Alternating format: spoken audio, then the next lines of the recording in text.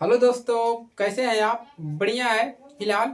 तो आज हम एक महत्वपूर्ण प्रश्न हल करेंगे जो आपके पेपर के लिए बहुत ही ज़्यादा महत्वपूर्ण है। ठीक है, और ये जो प्रश्न है आपके रिपीट होता है 2024 में यह प्रश्न पूछा हुआ है और इसका संभावना है ज़्यादा आपका 2026 बोर्ड में पूछने का। ठीक है, तो चलिए क्लास को शुरू करते हैं बिना देरी के। और ये जो प्रश्न है 2024 में आया हुआ है। ठीक है, और ये जो प्रश्न है आपको बता दें जानकारी के लिए, एनसीईआरटी प्रश्न है। ठीक है, तो जितने भी एनसीईआरटी प्रश्न होते हैं वो हमेशा इंपोर्टेंट प्रश्न माने जाते हैं। ठीक है, अब चलिए क्या करेंगे, इस प्रश्नों को सॉल्व करते हैं। ठीक है, देखिए तो सबसे पहले आपको करना क्या होता है, देखिए दोस्तों, आपको प्रश्न को समझना ही सबसे बड़ी कला होता है। अगर आप जो बच्चा प्रश्न को समझ लिया वो एकदम इसको 100% प्रश्न को लगा लेगा। ठीक है, तो चलिए प्रश्न शुरू करते हैं। किसी यल लंबाई तथा ए अनुप्रस्थ परिच्छेद के तार का प्रतिरोध 4 ओम है। देखिए यल लंबाई और ए क्षेत्रफल का जो फार्मूला होता है उसको पहले बता दें। आर बराबर होता है रो बराबर यल अपान ए। यल लंबाई और ए क्षेत्रफल का ये फार्मूला होता है, तो इस फार्मूले को आपको पता होना चाहिए, तभी आप इस प्रश्न को लगा पाओगे, वरना आप इस प्रश्न को लगा नहीं पाओगे। क्लियर है? चलिए अब प्रश्नों को पढ़ते हैं। तो किसी यल लंबाई तथा ए अनुप्रस्थ प्रतिच्छेद के तार का प्रतिरोध 4 ओम दिया है। मतलब लंबाई अनुप्रस्थ तार का जो प्रतिरोध दिया है, इस पूरे का प्रतिरोध कितना दिया है? 4 ओम दिया है। ठीक है, उसके बाद कह रहा है इसी पदार्थ के किसी अन्य तार का, और इसी पदार्थ के किसी अन्य तार का प्रतिरोध क्या होगा जिसकी लंबाई यल बटा 2 तथा अनुप्रस्थ प्रतिच्छेद का क्षेत्रफल 2 एरिया है। ठीक है, तो आपको निकालना क्या है, जैसे मान लीजिए 2 तार गया है, एक तार का जो प्रतिरोध है वो 4 ओम है, और इसी दूसरे तार का प्रतिरोध आपको बताना है, लंबाई दिया है, अनुप्रस्थ क्षेत्रफल दिया है, तो इसका प्रतिरोध क्या होगा। एकदम क्लियर है? जैसे अगर लाइट बारना है तो 2 तारें जाती हैं, तो इसी प्रकार से। अब चलिए प्रश्नों को सॉल्व करते हैं। ठीक है, चलिए हल करते हैं, तो आप लोग बने रहिएगा हमारे साथ। तो देखिए यहाँ पर हम सबसे पहले क्या लिखेंगे, प्रथम, यहाँ पर 2 बार निकालना है प्रतिरोध, तो हम क्या लिखेंगे, प्रथम तार के लिए, प्रथम तार के लिए, प्रथम तार के लिए। ठीक है, क्या लिखेंगे, प्रथम तार के लिए प्रतिरोध है, प्रतिरोध है। ठीक है, तो प्रतिरोध का जो मान होता है वो होता है R1, इसको R1 मान लेंगे। ठीक है, अब फार्मूला क्या होता है, तो हमने अभी आपको शुरुआती में बताया है, रो बराबर होता है रो सही यल बटा ए, और इस पूरे का जो मान दिया है आपको, कितना कह रहा है कि 4 ओम है। पूरे का मान कितना है? 4 ओम। इसको ऐसे भी लिखते हैं। क्लियर है? यानी कि इस पूरे तार का और इसने क्षेत्रफल का, ये पूरे का मान कितना दिया है? 4 ओम। तो हम इसको समीकरण 1 भी ऐसे बना सकते हैं। कोई दिक्कत?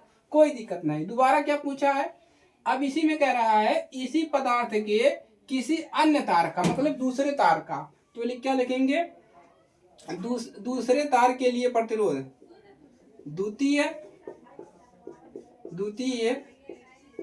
तार का प्रतिरोध द्वितीय तार का प्रतिरोध R2 मान लेंगे। यहाँ पर क्या लिखेंगे, रो, और देखिए यहाँ पर कह रहा है, इसके लिए क्या कह रहा है, जिसकी लंबाई यल बटा 2 है, मतलब जो लंबाई दिया है वो कितना दे दिया है, यल बटा 2, और अपान उसके बाद इसका जो क्षेत्रफल दिया वो कितना दे दिया है, 2 एम्पियर बता रहा है। ठीक है, 2 बता रहा है। एकदम क्लियर है? इतना आप लोग लिख लेंगे।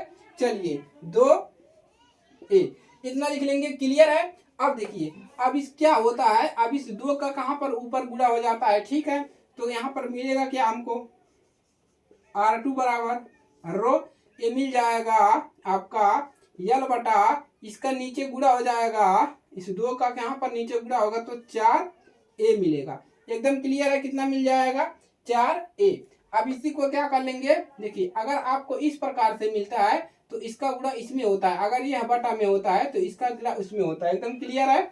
चलिए अब देखिए, अब यहाँ से हम क्या लिख सकते हैं, R2 बराबर हम इसको लिख सकते हैं 1/4 और इसको लिख सकते हैं रो यल अपान ए।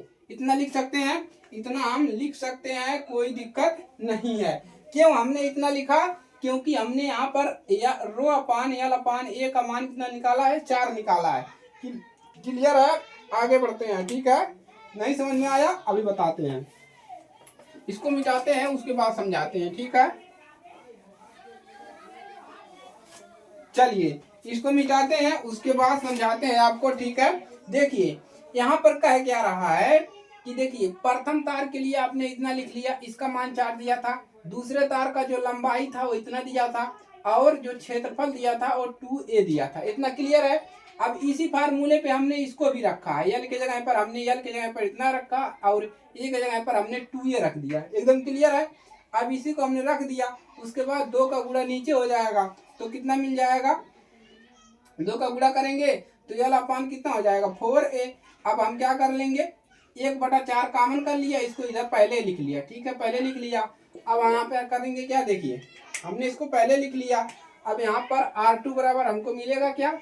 यहाँ पर 1/4 और गुणे, यहाँ पर गुणे का चिन्ह छिपा है, 1/4 गुणे, और इस पूरे का मान देखिए कितना है? इस पूरे का मान यहाँ पर है 4 ओम। तो यहाँ पर हम क्या रख देंगे? 4 ओम, ठीक है। समीकरण 1 से लिख देंगे, समीकरण 1 से, समीकरण 1 से, ठीक है। कोई समस्या आपको नहीं होगा समीकरण 1 से। अब R2 बराबर कितना हो जाएगा? ऊपर का ऊपर गुणा कर देंगे, 4/4। तो यहाँ से R2 बराबर कितना मिल जाएगा? नया पर 2, 4 एकम 4 बराबर 1। R1 का मान कितना मिल गया? यानी कि R2 का मान 1। एक प्रतिरोध का मात्रा क्या होता है बताएंगे दोस्तों? ओम होता है, ठीक है। प्रतिरोध का मात्रा ओम। अतः लिखेंगे, अतः नए तार का प्रतिरोध, नए क्या लिखोगे भाई? अतः आपको लिख लेना है 4 ओम। क्या पूछा है आपको? पूछा है अन्य तार का प्रतिरोध है, तो अन्य तार का प्रतिरोध कितना होगा? अतः यहाँ पर लिख लीजिए, अन्य तार का प्रतिरोध, प्रतिरोध कितना है? प्रतिरोध 1 ओम, 1 ओम है। इसको हिंदी में ऐसे लिखते हैं और ऐसे इसका प्रतीक होता है। एकदम क्लियर है? तो एक क्वेश्चन जो है, एक इम्पोर्टेंट क्वेश्चन है दोस्तों, ठीक है, और 100% हो सकता है आपके पेपर में देखने को मिले।